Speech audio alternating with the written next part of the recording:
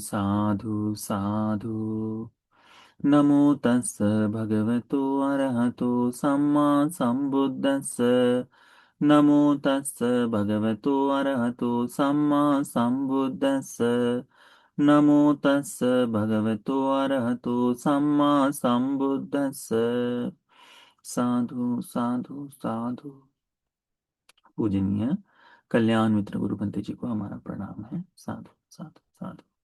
श्रद्धावान उपासक उपासिकागण, आज हम अभ्यास करेंगे। एक बिल्कुल संक्षिप्त छोटा सा सूत्र है, दंड सूत्र। इस दंड सूत्र का अभ्यास करेंगे, ठीक है। भगवान बुद्ध जी ने ये सूत्र भी श्रावस्ती में ही उपदेशित किया था, ठीक है। लकड़ी की उपमा देकर, डंडे की उपमा देकर भगवान ने जो बताया है वह सूत्र। भगवान बुद्ध जी भिक्षुओं को उपदेश करते। भगवान कहते हैं, भिक्षुओं, अनमत गोयं भिक्खवे संसारो पुब्बा कोटिन पඤ्ඤायति। भिक्षु, ये संसार अनादिकाल से चला आ रहा है, इसका आरंभ, दूसरा छोर खोजना असंभव है, बताना मुश्किल है। अविद्या निवर्णानं सत्तानं तन्ना संयोजनानं संधावतं संसरतं। ये जो सत्व है, अविद्या निवरणों से आवृत और तन्हा संयोजनों से बंधकर, जकड़कर, ये सत्व इस संसार में संसरण करते हुए आ रहे हैं। तो हम लोग कितने समय से आ रहे हैं, इसका कोई पता नहीं। तो एक बड़ी सुंदर उदाहरण उपमा देते हैं भगवान। भगवान कहते हैं, सेयता भिक्खवे दंडो उपरिवेहा संखित्तो सकिंपि मूलेन निपतति। भगवान कहते हैं, जैसे कोई एक लकड़ी हो, है ना, छोटी सी एक लकड़ी हाथ में ले ले। बच्चे खेल खेलते हैं ना, समय समय पर ऐसे ऊपर उछालते हैं, आपने देखा होगा, है ना। तो लकड़ी को ऊपर उछालो। ऊपर उछालने से कई बार वह लकड़ी जिधर से उसका मूल हो, तो मूल की तरह से, जहां जड़ हो उस तरह से, उस दिशा से जमीन पर आकर गिरेगी। तो सकंपि मज्जेन निपतति। तो कई बार लकड़ी खड़ी नहीं, आड़ी गिर जाएगी, तो मध्य का भाग उसको जमीन को छूते हुए गिरेगा। सकंपि अंतेन निपपति, निपतति। सकेंस, कभी कभी यह सर के बल से भी नीचे गिरेगी, है ना। तो ये जो भाग है कि फेंकी हुई लकड़ी कई बार इस तरह से गिरे, कई बार इस तरह से गिरे, कई बार इस तरह से। कोई इसको कह सकता है अभी तो ये ऐसी ही गिरेगी करके? नहीं बोल सकते, है ना। तो जितनी बार लकड़ी फेंकी जाए उतनी बार वो अपने अलग अलग तरीके से, इस तरह से वो नीचे गिरते जाती है, कहते हैं। भगवान कहते हैं, एवमेव को भिक्खवे अविद्या निवरणा सत्ता। अविद्या आवरण से आवृत, तन्ना संयोजना संधावंता संसरंता संकंपी अस्मा लोका परं लोकं आगच्छति। कई बार क्या होता है कि ये जो सत्व है, इसी तरह से अविद्याओं से गिरा हुआ, तन्नाओं से बंधा हुआ, इस संसार में कभी कभी इस लोक में आकर गिरता है, यानी मनुष्य लोक में आकर गिरता है।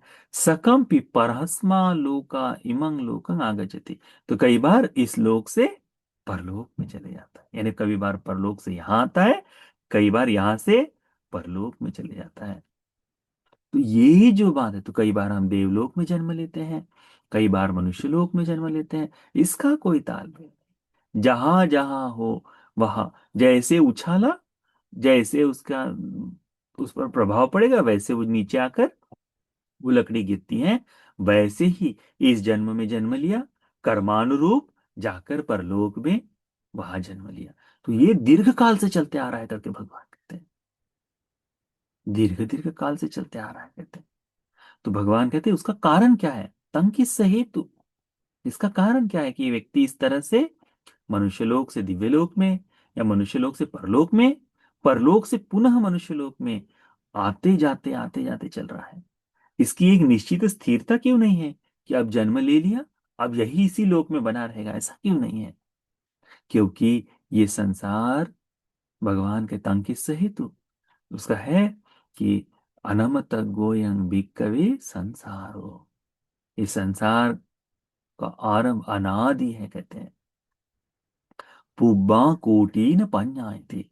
इसका आरंभ मूल प्रज्ञप्त करना संभव नहीं है, कहते हैं।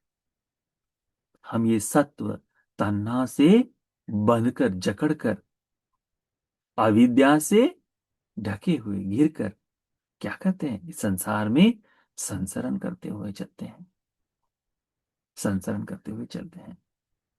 इसीलिए ये तन्हा से बंधे हुए होने के कारण इस तृष्णा की पूर्ति के लिए जकड़े हुए हैं, इससे इस जीवन में जकड़े हैं तन्हा से।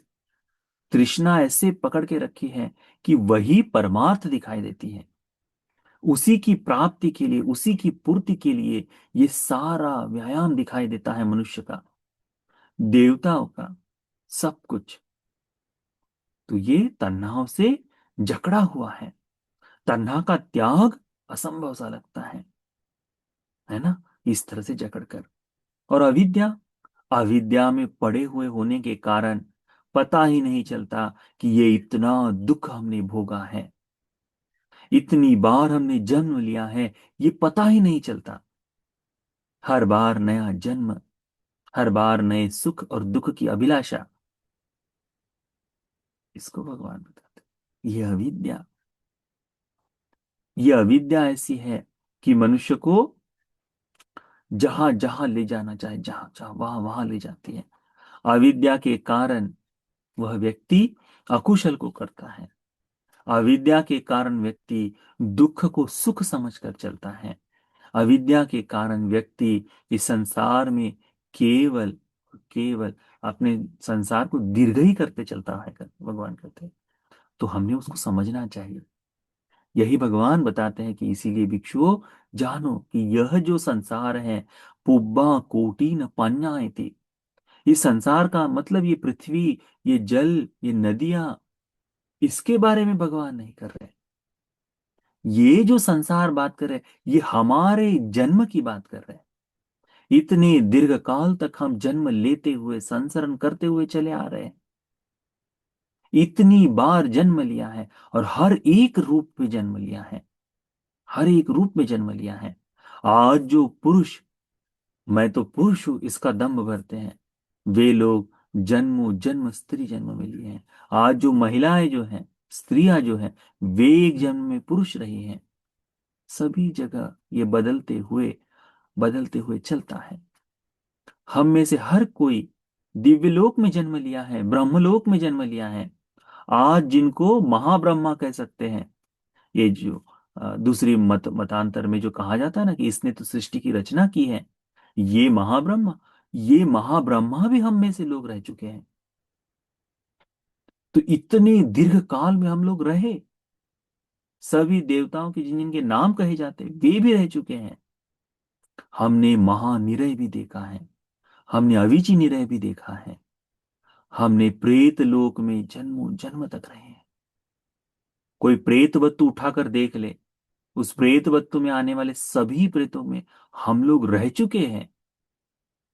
इतना दीर्घ संसार हमने बिताया है। मनुष्य आयु में हम लोग इतने दीर्घ, मनुष्य जब मनुष्य की आयु 1 लाख वर्ष से अधिक होती है, हम तब भी इस लोक में रहे हैं। हम 84,000 रहे तब भी रहे हैं, 20,000 हुई तब भी रहे हैं। ये आज 100 वर्ष की आयु है तब भी है। और संभव है कि जब हमारी आयु 5 वर्ष की हो तब भी हम रहेंगे।